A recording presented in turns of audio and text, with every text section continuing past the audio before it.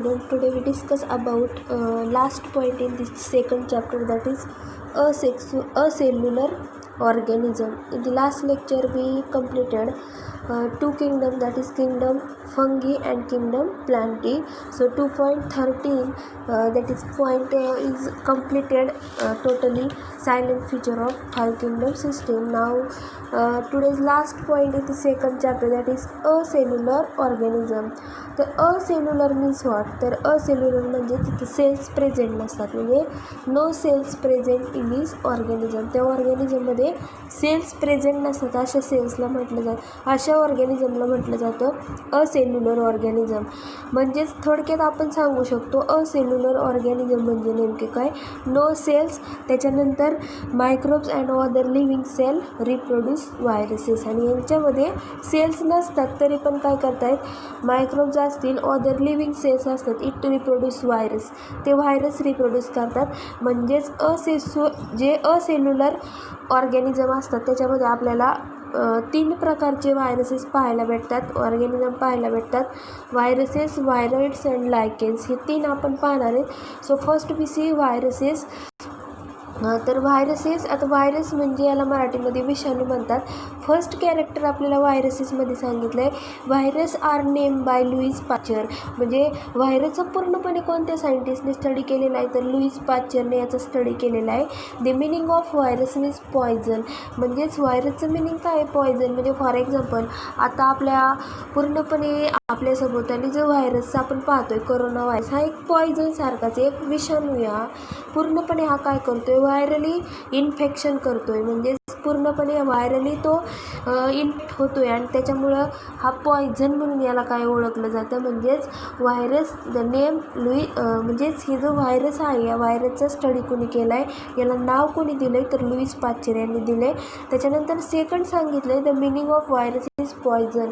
म्हणजेच या व्हायरसचं मिनिंग काय होऊ शकते, तर पॉयझन होऊ शकते. त्याच्यानंतर virus have lack of their own cell machinery. म्हणजे आपण काय पाहतोय, असेल्युलर ऑर्गॅनिझम, त्याच्यामध्ये सेल्स हे काय असतात, ॲबसेंट असतात. म्हणजेच व्हायरसमध्ये सुद्धा काय असतात, व्हायरस हा एक असेल्युलर ऑर्गॅनिझम आहे, याच्यामध्ये सुद्धा स्वतःच्या जे सेल्स असतात, ह्या सेल्स काय असतात, कमी. म्हणजे virus have lack of their own cell machinery, स्वतःच्या सेल्स त्यांच्या बॉडीमध्ये काय असतात, लॅक म्हणजे कमी प्रमाणात असतात. त्याच्यानंतर नेक्स्ट थर्ड कॅरेक्टर सांगितले, they have protein coat around the nucleic acid strand. आता यांचं जर आपण स्ट्रक्चर पाहिले, या व्हायरसच्या बॉडीवरती प्रथिनांचं कवरिंग असतं, प्रोटीन कोट म्हणजे कवरिंग.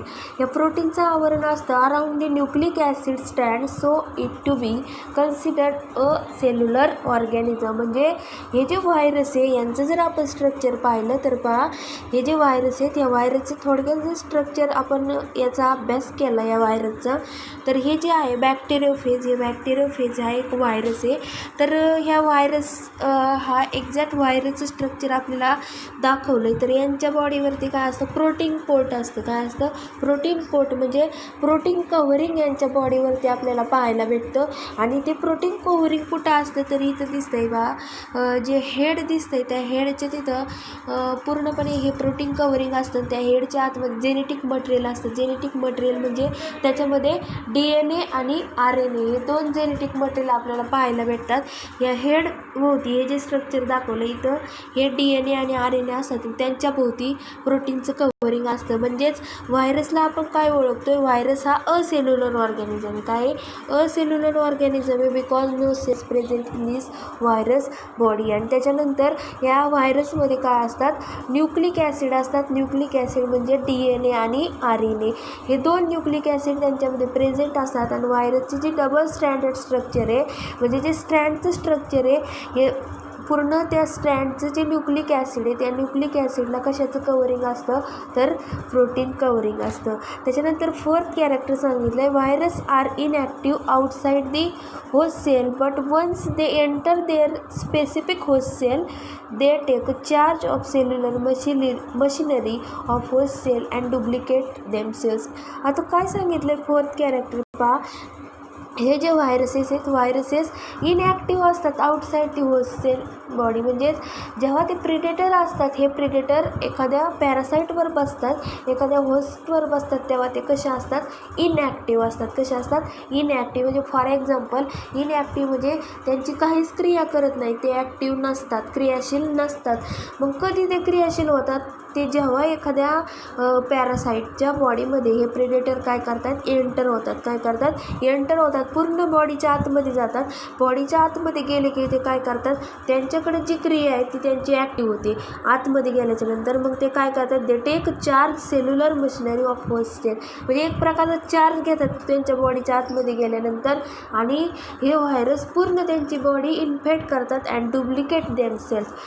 म्हणजे पूर्णपणे त्यांच्यासारखीच डुप्लिकेट कॉपी आपल्या बॉडीमध्ये तयार करतात आणि सेम त्यांच्यावर इन्फेक्शन करण्याचं काम बॉडीच्या आतमध्ये गेल्यानंतर हे करत असतात. म्हणजेच फॉर एक्झाम्पल एखादा मॉस्किटो असेल, तो मॉस्किटो आपल्या बॉडीवरती बसल्यानंतर तो डायरेक्टलीच आपल्याला चावतो असं नाही. म्हणजेच काय होतं आहे, जेव्हा त्याची जी पुढची सोंड आहे तो आपल्या बॉडीच्यामध्ये एंटर करतो, तेव्हाच आपल्याला काय होतं आहे, तेव्हाच तो ॲक्टिव्ह होतो आहे. त्याच्याऐवजी तो नुसता बसलेला असतो तेव्हा तो इनॲक्टिव्ह असतो. परंतु जेव्हा आपल्याला बाईट करतोय, चावतोय, तेव्हा तो काय होतो, ॲक्टिव्ह होतो. मग तो जेव्हा ॲक्टिव्ह होतोय, ते ॲक्टिव्ह झाल्याच्या नंतर मग आपल्याला काय होतं, ते चावल्याची जाणीव होते. म्हणजेच हे व्हायरस जेव्हा एखाद्या बॉडीवरती बसलेले असतात, म्हणजेच होस्टवरती असतात, तेव्हा ते काय असतात, इनॲक्टिव्ह असतात. परंतु ते एखाद्या होस्टच्या बॉडीच्या आतमध्ये त्यांनी एंट्री केली की ते काय होतात, ॲक्टिव्ह होतात. आणि ॲक्टिव्ह झाले की हे काय करतात, ते take charge cellular machinery of host cell and duplicate themselves. आणि सेम त्यांच्याकडून एक चार्ज घेतात, म्हणजे त्यांना बायटिंग करतात आणि सेम हुबेहूब त्या जसं त्या होस्टवरती बसलीच त्यांच्यासारखीच आपली स्वतःची बॉडी बनवतात. स्वतःचीच बॉडी सेम कॉपी त्या होस्टसारखी करतात, म्हणजेच ते डुप्लिकेट देम सेल्स. त्याच्यानंतर 5th नंबरचं कॅरेक्टर सांगितलं आहे, viruses can be also called infectious nucleoprotein particles. व्हायरसेसला काय म्हटलं जातं, it also called as infectious nucleoprotein particle. म्हणजे हे काय करतात, या न्यूक्लिओप्रोटीन म्हणजे न्यूक्लिओप्रोटीन यांच्यामध्ये कोणते, DNA आणि RNA. म्हणजे हे व्हायरसेस यांना काय करतायत, इन्फेक्शियस म्हटलं जातं. काय म्हटलं जातं, इन्फेक्शियस. कारण व्हायरसकडून इन्फेक्शन घडून आणलं जातं, ते इन्फेक्शन करत असतात. म्हणून ह्या व्हायरसेसला काय म्हटलं जातं, viruses can be also called as infectious nucleoprotein particles. आणि न्यूक्लिओप्रोटीन पार्टिकल्स का म्हटलं आहे, कारण जेव्हा आपण व्हायरसचं स्ट्रक्चर पाहतो याच्यामध्ये न्यूक्लिओप्रोटीन असतात, DNA आणि RNA हे प्रेझेंट असतात. त्याच्याचबरोबर त्यांच्या आउटर साईडला कवरिंग असतं, ते प्रोटीन कोडचं. म्हणून व्हायरसेसला काय म्हटलं जातं, इन्फेक्शियस न्यूक्लिओप्रोटीन पार्टिकल. तर हे झालं फर्स्ट आपण इंट्रोडक्शन पाहिलं व्हायरसेसचं. त्याच्यानंतर टाईप्स ऑफ व्हायरसेसमध्ये एक्झॅक्ट कोणकोणते टाईप्स आपल्याला पाहायला भेटतात तर पहा, as per the genetic material viruses are group as DNA or RNA viruses never DNA as well as RNA. म्हणजे जर आपण या व्हायरसेसचा टाईप आपण पाहिला तर टाईपमध्ये आपल्याला जेनेटिकली मटेरियल म्हणजेच याच्यामध्ये न्यूक्लिक ॲसिड असतात. जेनेटिकली हा व्हायरसेस 2 टाईपमध्ये आपल्याला पाहायला भेटतो, DNA और RNA. DNAमध्ये पण पाहू शकतो किंवा RNAमध्ये, but not DNA as well as RNA. दोन्हीमध्ये नाही पाहू शकत. DNAमध्ये पाहिलं तर RNAमध्ये पाहू नाही शकत. म्हणजे DNA और RNA दोन्हीमध्ये आपण पाहू शकतो, परंतु एकाच वेळी DNA as well as RNA असं म्हणू शकत नाही. म्हणजेच फर्स्ट कॅरेक्टर सांगितलं आहे टाईप्स ऑफ व्हायरसेसमध्ये, as per genetic material viruses are group. म्हणजेच जेनेटिक मटेरियल म्हणजेच DNA आणि RNA या न्यूक्लिक ॲसिडच्या बेसिसवरून या व्हायरसेसमध्ये 2 टाईप आपल्याला पाहायला भेटतात. तर त्याच्यामध्ये आहे as per genetic material viruses are group as DNA और RNA. म्हणजे 2 ग्रुपमध्ये या व्हायरसेसचं काय केलेलं असतं, ग्रुप केलेले आहेत DNA और RNAमध्ये केलेले असतात, not DNA as well as RNA. त्याच्यानंतर नेक्स्ट कॅरेक्टर सांगितलं आहे, protein coat called as capsid is made up of smaller units called the capsomere. आता हे जे प्रोटीन कोट आहे, हे प्रोटीन कोट कुठं असतं तर या न्यूक्लिक मटेरियल DNA आणि RNAच्या बॉडीवरती पाहायला भेटतं. आता हे प्रोटीन कोट इथं कॅप्सिड आपल्याला दिसते पहा. आता ह्या डायग्राममध्ये आपल्याला व्यवस्थित दाखवलेलं नाही, मी एक ड्रॉ केलेली डायग्राम आहे ती तुम्हाला नोट्समध्ये सेंड केली जाईल. त्याच्यामध्ये हे प्रोटीन कोट म्हणजे हे जे हेड दिसतं या हेडच्या तिथं प्रोटीन कोट असतं काय असतं protein coat called as capsid आणि त्याला म्हटलं जातं कॅप्सिड. आता त्या डायग्राममध्ये तुम्हाला पाहिल्यानंतर व्यवस्थित कळेल. ही डायग्रॅम मी पाठवलेली नाही आहे परंतु नोट्समध्ये आपल्याला ती डायग्रॅम दिली जाईल. Protein coat called as capsid. मग ही कॅप्सिड आहे capsid is made up of units of capsomere. आणि हे जे प्रोटीन कोट असते या व्हायरसच्या भोवती हे प्रोटीन कोट कशाने बनलेलं असतं तर ते त्याला कॅप्सिड म्हटलं जातं आणि it made up of units of capsomere. म्हणजे हे प्रोटीन कोट कॅप्सिडने बनलेलं असतं आणि कॅप्सिड ही आहे ही made up of small units of capsomere. आता कॅप्सोमियर म्हणजे काय तर it is an sub unit of capsid. कॅप्सिडचं सब युनिट कॅप्सोमियर आहे. त्याच्यानंतर आउटर कव्हरिंग ऑफ प्रोटीन. हे जे कॅप्सिड आहे हे कॅप्सिड किंवा कॅप्सोमियर हे काय असतात प्रोटीनच्या आउटर कव्हरिंगला प्रेझेंट असतात आणि that protect the genetic material of viruses. आणि व्हायरसेसचं जेनेटिक मटेरियल प्रोटेक्ट करण्याचं त्यांना प्रोटेक्शन देण्याचं काम कोण करत असतं हे कॅप्सोमियर करत असतात. व्हायरसेसच्या आतमध्ये जे जेनेटिक मटेरियल असतं कोणतं तर DNA आणि RNA यांना प्रोटेक्ट करण्याचं काम हा कॅप्सोमियर करत असतो. म्हणजेच जे जेनेटिक मटेरियल आहेत व्हायरसेसमध्ये DNA आणि RNA यांच्या भोवताली यांच्यावरती वरच्या साईडला प्रोटीन कोट असतं आणि या प्रोटीन कोटलाच काय म्हटलं जातं कॅप्सिड. मग हे जे कॅप्सिड आहेत कॅप्सिड कशापासून बनलेले असतात is made up of small unit of capsomere.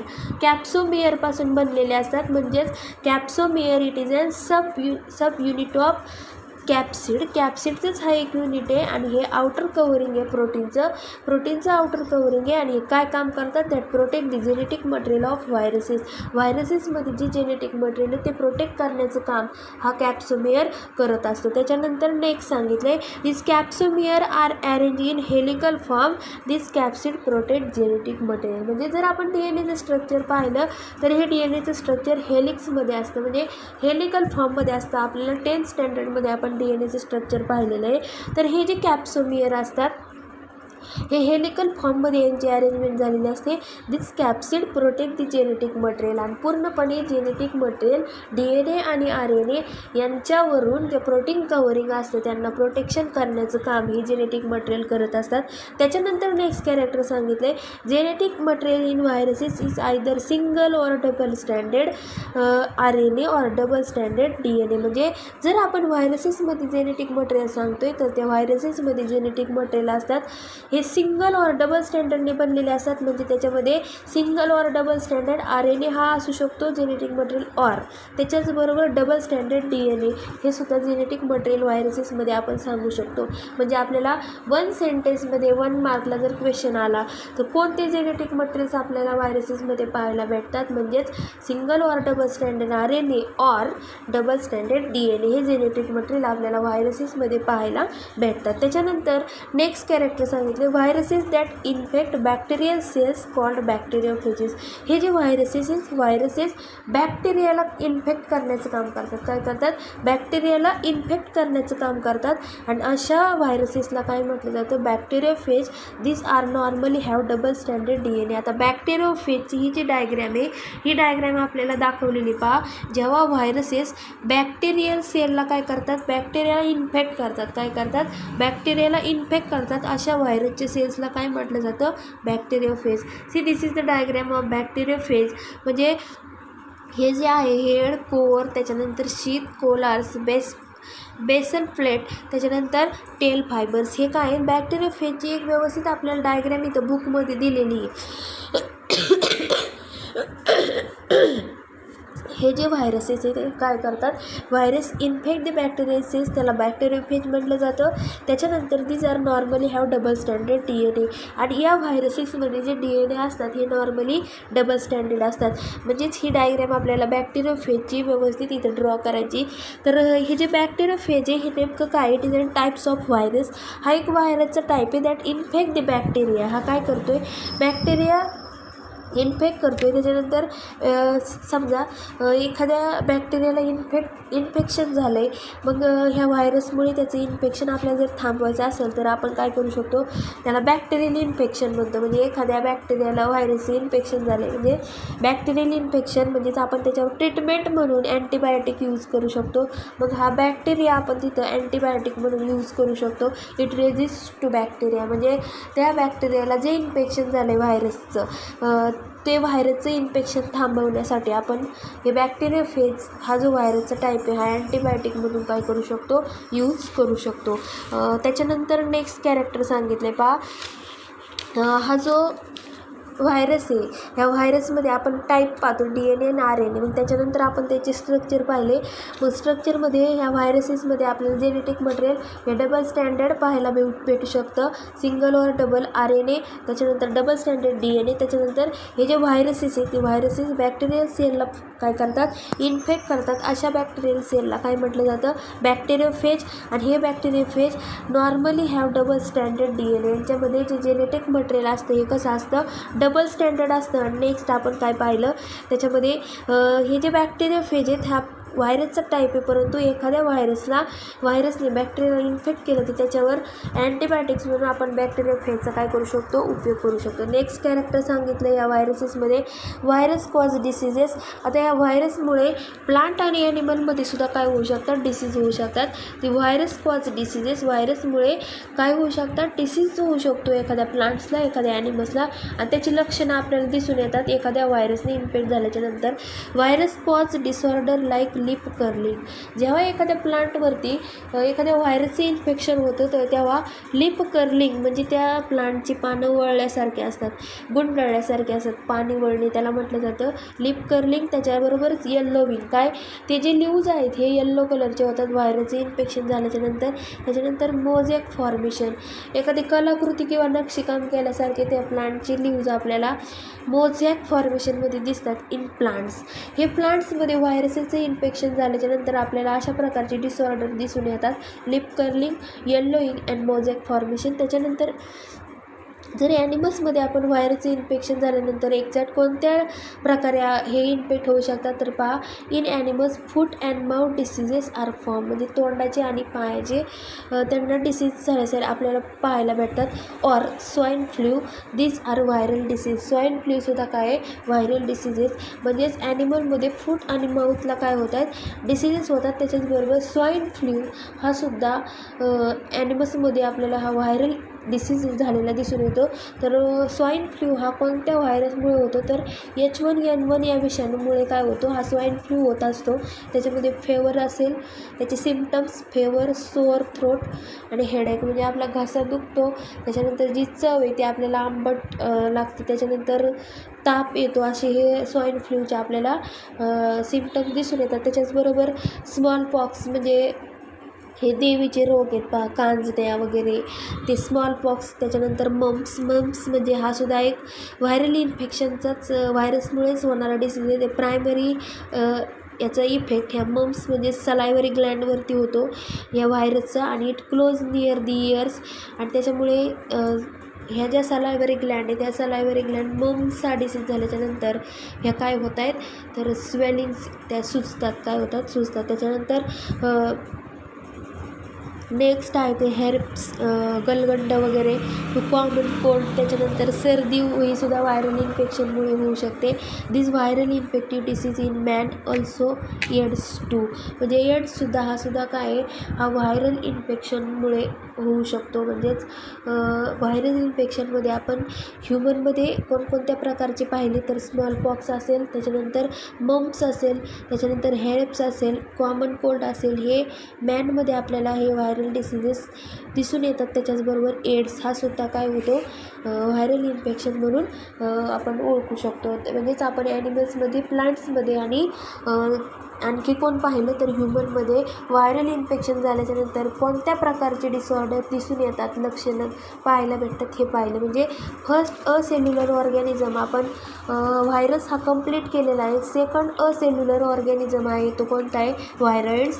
आता हे जो व्हायरॉइड्स आहेत तर पहा, T O Diener in 1971 reported that RNA has low molecular weight and smaller in size than viruses. म्हणजे व्हायरल्समध्ये सुद्धा RNAचा अभ्यास केलेला आहे. कोणी केलेला आहे? टी.ओ. डिनर या सायंटिस्टने 1971मध्ये त्यांनी काय केलेलं आहे, एक थोडक्यात त्या RNAचा स्टडी केलेला आहे. तेव्हा त्याला व्हायरल्समध्ये त्यांनी काय सांगितलं आहे, टी.ओ. डिनर इन 1997 रिपोर्ट, त्यांनी असा एक रिपोर्ट दिला आहे, RNA has low molecular weight. RNAचं जर वेट केलं तर हे लो आहे, कोणापेक्षा? कमी आहे. लो मोलिक्युलर वेट आहे कोणापेक्षा? तर व्हायरसपेक्षा. And smaller in size than viruses. व्हायरसेसपेक्षा याचं वेट पण काय आहे? लो मोलिक्युलर वेट आहे. त्याच्याचबरोबर याची साईज पण काय? स्मॉल आहे. हे कोणत्या सायंटिस्टला समजलं? तर या टी.ओ. डिनरला. यांनी जेव्हा 1971मध्ये व्हायरसचा स्टडी केला तेव्हा त्याला असं समजलं की हे व्हायरसेस आहेत, या व्हायरसेसपेक्षा RNAची मोलिक्युलर वेट आणि साईज काय? कमी आहे. This infectious RNA strand are called as viroids. म्हणजे अशा इन्फेक्शियस RNA स्ट्रँडलाच काय म्हटलं जातं? व्हायरॉइड्स म्हटलं जातं. म्हणजेच व्हायरॉइड्स म्हणजे आपल्याला वन सेंटेन्समध्ये सांगायचं आहे काय? तर जो व्हायरस आहे या व्हायरसचं मोलिक्युलर वेट आणि स्मॉलर साईज कोणापेक्षा आहे? तर RNAची मोलिक्युलर वेट आणि साईज ही व्हायरसेसपेक्षा स्मॉलर आहे. अशा इन्फेक्शियस RNA स्ट्रँडलाच काय म्हटलं जातं? व्हायरॉइड्स. मग याच्यामध्ये आपल्याला सांगितलं आहे एक्झॅक्ट व्हायरॉइडमध्ये कोणत्या प्रकारचं पाहायला भेटते? तर पहा, potato spindle tuber disease cause by single stranded RNA and which lacks of protein code. Potato spindle tuber. आता जो पोटॅटो आहे या पोटॅटोला थोडक्यात गाठी आल्यासारखा असा डिसीज झालेला दिसतो, त्याला म्हटलं जातं बटाट्याला जमिनीमध्येच काय होतात? स्पिंडल्स ट्यूबर्स, म्हणजे गाठी आल्यासारख्या होतात एकाच बटाट्याच्या स्ट्रक्चरला. एकाच बटाट्यावरती असे ट्यूबर्स आपल्याला पाहण्यात येतात. तर पहा, potato spindle tuber disease cause by single standard RNA. हा कशामुळे होतं आहे? सिंगल स्टँडर्ड RNA या व्हायरसमुळे होतो. Which lacks of protein coat. आणि त्याच्यामुळे का होतो आहे? कारण त्यांच्यामध्ये जो प्रोटीनचं कवरिंग आहे कमी प्रमाणात असतं या RNA होती, या व्हायरस होती. त्याच्यामुळे हा काय होतो? पोटॅटो स्पिंडल ट्यूबर होतो. म्हणजे एक्झॅक्ट हा पोटॅटो स्पिंडल ट्यूबर डिसीज त्या पोटॅटो या प्लांटला झाल्याच्या नंतर एक्झॅक्ट काय दिसून येतं? तर पहा, त्याचा जो कलर आहे हा कलर पूर्णपणे चेंज झालेला असतो. कलर चेंज इन फॉलिएज, म्हणजे त्यांचे जे लिव्ज आहे त्या लिव्जचा कलर चेंज झालेला असतो. ते लिव्ज स्मॉलर असतात आणि स्पिंडल लाईक इलॉंगेशन असतं. स्पिंडल लाईक इलॉंगेशन म्हणजे फॉर एक्झाम्पल जर बटाटा आपण पाहिला तो एकदम गोल असतो, परंतु तो स्पिंडलसारखा होतो, म्हणजे एकदम असा मध्ये फुगलेला आणि साईडने दोन्ही टोके निमुळते दिसतात, त्याला स्पिंडलसारखं होतं. म्हणजेच याला स्पिंडल ट्यूबर्स डिसीज झालेला असतं. म्हणजे त्याचे एक्झॅक्ट सर्क्युलर लाईक स्ट्रक्चर नसतं, ते स्ट्रक्चर स्पिंडलसारखं फॉर्म झालेलं असतं. म्हणजेच potato spindle tuber disease cause by single standard RNA. हा कशामुळे होतं? सिंगल स्टँडर्ड RNAमुळे होतं. Which lacks of protein code. म्हणजे हे आपल्याला व्हायरॉइडमध्ये सांगायचं आहे. व्हायरॉइडमध्ये हा जो RNA आहे, RNAचं मॉलिक्युलर वेट हे व्हायरसपेक्षा कमी आहे, स्मॉलर साईज आहे, त्याला म्हटलं जातं. अशा इन्फेक्शियस RNA स्ट्रँडला व्हायरॉइड म्हटलं जातं. असेच व्हायरॉइड एखादा डिसीज आपल्याला पाहायला भेटतो याच्यामुळे, तर पोटॅटो स्पिंडल ट्यूबर. कोणता? पोटॅटो स्पिंडल ट्यूबर हा इन्फेक्शियस RNA स्ट्रँडमुळे झालेला आहे, व्हायरसमुळे झालेला आहे. मग याच्यामध्ये त्या पोटॅटोचा स्पिंडल लाईक इलॉंगेशन झालेलं असतं. कसं असतं? Spindle like elongation. का? तर या जे RNA स्ट्रँड हे लॅक्स ऑफ प्रोटीन म्हणजे प्रोटीनचं जे कव्हरिंग आहे कमी प्रमाणात असतं, त्याच्यामुळे अशा प्रकारचा डिसीज आपल्याला पाहायला भेटतो. म्हणजे एकदम स्मॉल कन्सेप्ट होती ही सेल्युलर ऑर्गॅनिझम. सेकंड आपण पाहिला व्हायरॉइड्स, फर्स्ट पाहिला व्हायरस. आता थर्ड आहे तो लायकेन्स. कोणता? लायकेन्स. लायकेन्स म्हणजे हे दगडफूल असतं. म्हणजे इथं जी डायग्रॅम दाखवलेली आहे हे त्या लायकेनची डायग्रॅम आहे. पहा, अशी ती लायकेनची प्लांट असते. तर एक्झॅक्ट लायकेन म्हणजे काय? तर पहा, लायकेन हा सुद्धा असेल्युलर ऑर्गॅनिझमच आहे. तर पहा, lichen is an coexistence of algae and fungi for mutual benefit. आता इथं सगळ्यात वेगळंच सांगितलेलं आहे. लायकेन हा कोएक्झिस्टन्स आहे. कोएक्झिस्टन्स म्हणजे दोन्ही एकत्र येणार आहेत. कोएक्झिस्टन्स हे दोन्ही एकत्र येतात of algae and fungi for mutual benefit. Algae आणि फंगी, शैवाल आणि बुरशी हे म्युच्युअल बेनिफिट म्हणजे दोन्ही एकत्र येऊन दोन्हींचा पण ते दोघं पण फायदा घेतात. म्हणजे अल्गी आणि फंगी एकाच पार्टवरती काय होणार आहेत?